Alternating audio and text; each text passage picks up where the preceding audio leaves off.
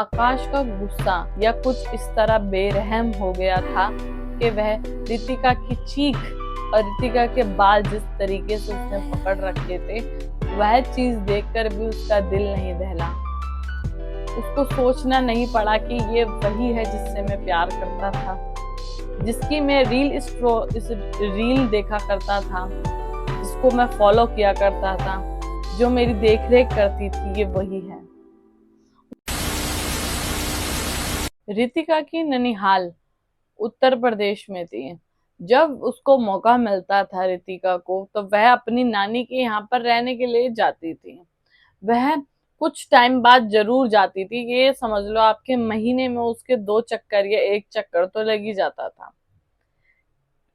कहते हैं कि जैसे उसने नानी के यहाँ पर जाना स्टार्ट किया, बगल में एक लड़का रहता था जिसका नाम था आकाश गौतम।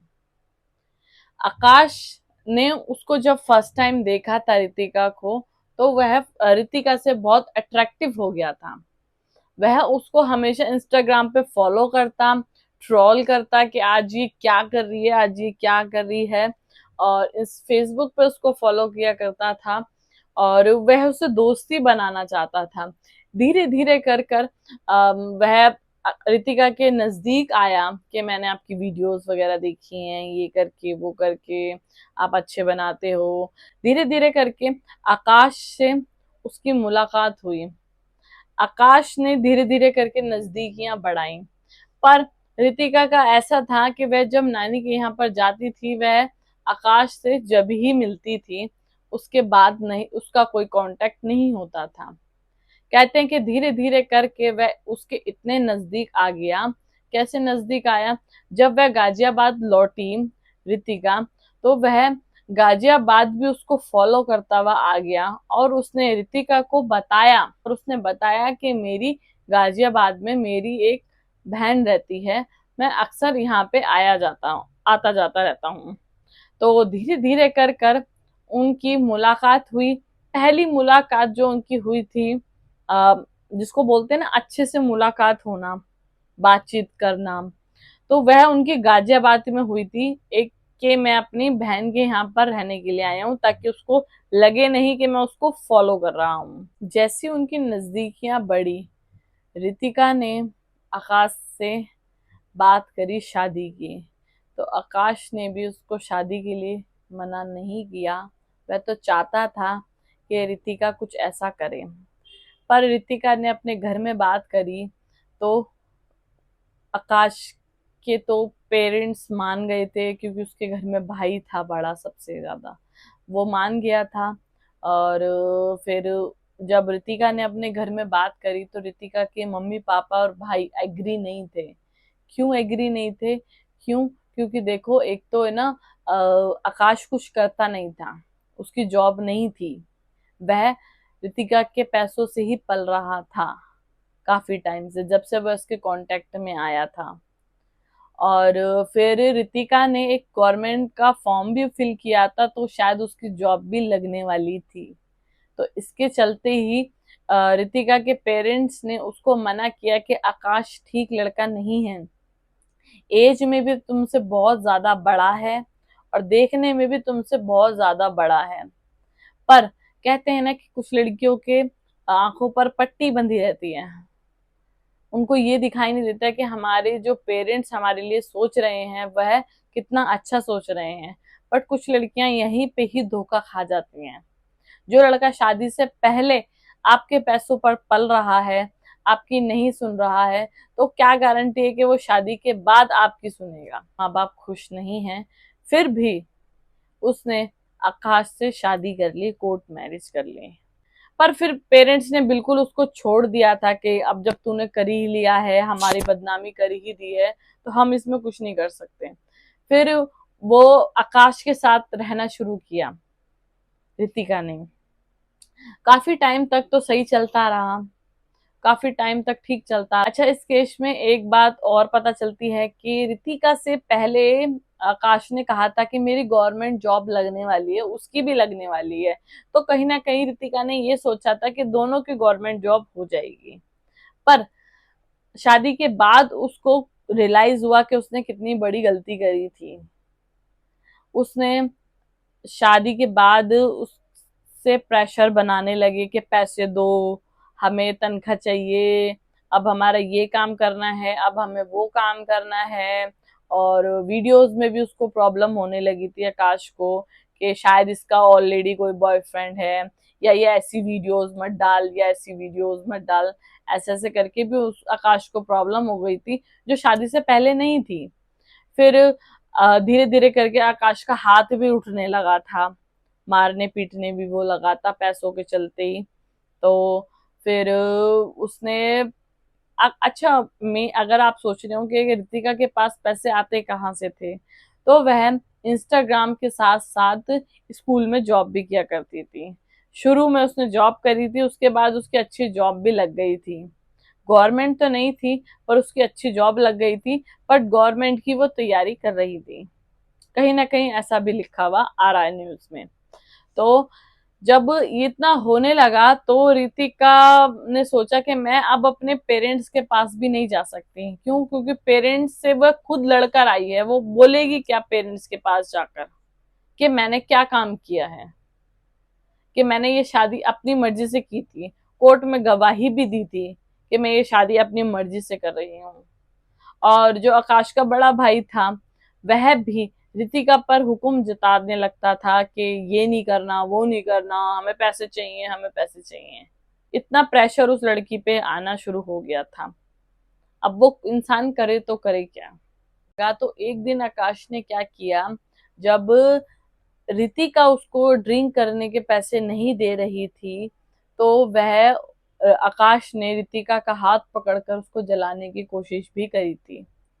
जब इतना कुछ होने के बावजूद रितिका ने डिसाइड किया कि मैं अब आकाश के साथ नहीं रहूंगी, मैं जो जॉब करती हूँ प्राइवेट स्कूल में, मैं उसी में ही अपना गुजारा करूंगी और मैं अब अलग जाकर रहूंगी। एक लड़का था, आदमी कह लो, एक आदमी था विपुल नाम का, जिसके साथ उसकी मुलाकात होती है।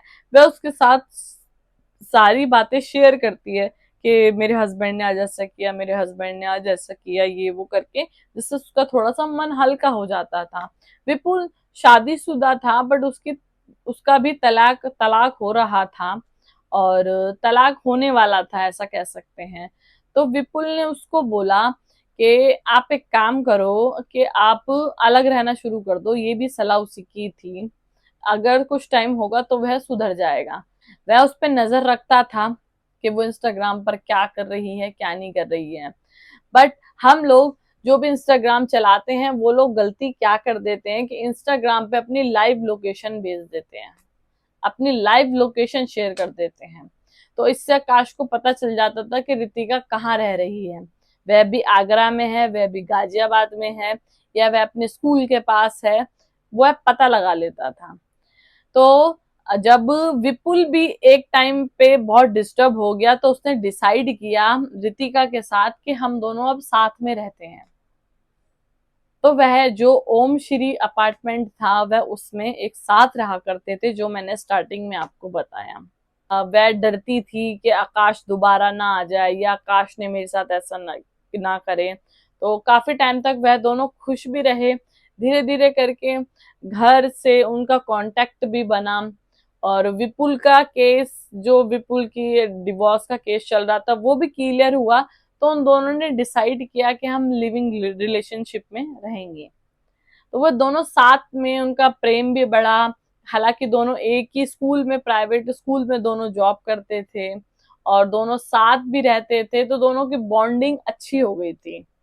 बट कहीं ना कहीं ये चीज आकाश को पसंद नहीं थी। एक दिन आकाश क्या करता है, छुट्टी वाला दिन था, उसने एक लेडीज को लिया अपने साथ, जो जिसको वह बहन बनाता था कि अपार्टमेंट में जाएंगे तो कोई कुछ करेगा नहीं, कोई कुछ कहेगा नहीं अगर मेरे साथ एक लेडीज होगी तो वह अपार्टमेंट में जाता है और गेट खटखटाता है।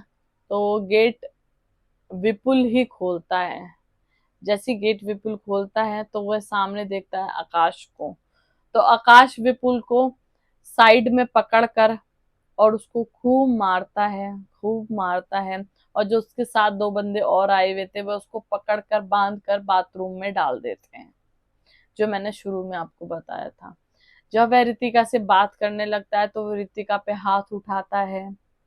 आकाश का गुस्सा या कुछ इस तरह बेरहम हो गया था कि वह रितिका की चीख और रितिका के बाल जिस तरीके से उसने पकड़ रखे थे, वह चीज देखकर भी उसका दिल नहीं दहला।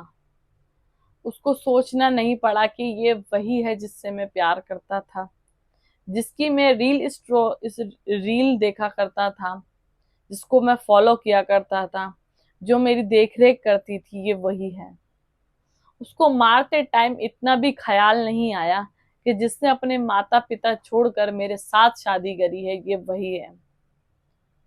उसका गुस्सा इतना बढ़ गया था कि वह रितिका के बाल पकड़कर, हाथ पैर उसने पहले ही बांध रखे थे, रितिका के बाल पकड़कर वह बालकनी में लेके आया और गुस्से में उसको मारता हुआ बालकनी से नीचे फेंक दिया। फेंकने के बाद जब उसकी चीख आई, जब उसको होश आया कि मैंने ये किया क्या है, विपुल अंदर से जोर जोर से चिल्ला रहा था। जैसे ही वह चिल्ला रहा था, तब चिल्लाने की चीख से विपुल को और उसके साथियों को होश आया कि हमने किया क्या है। हालांकि उसके साथ जो एक लेडीज आई थी उसके पास एक बच्चा भी था। जब वह नीचे देखता है बालकनी से, तो वो रितिका नीचे गिर गई थी और उसके खूनम खून हो रहे थे और आसपास कुछ लोग भी आ गए थे।